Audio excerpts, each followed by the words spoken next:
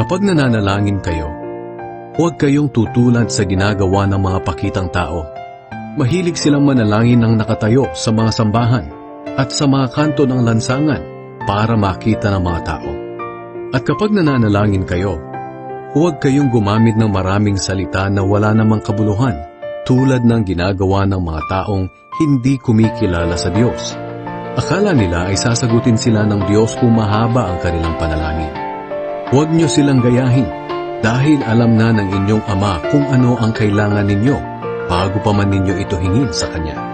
Kaya manalangin kayo ng katulad nito. Ama naming nasa langit, sambahin nawa kayo ng mga tao. Naway magsimula na ang inyong paghahari at masunod ang inyong kalooban dito sa lupa tulad ng sa langit. Bigyan niyo po kami ng aming pagkain sa araw-araw. Patawarin niyo kami sa aming mga kasalanan, tulad ng pagpapatawad namin sa mga nagkasala sa amin. At huwag niyo kaming hayaang matukso, kundi iligtas niyo po kami kay Satanas. Sapagkat kayo ang hari, ang makapangyarihan at dakilang Diyos magpakailanman.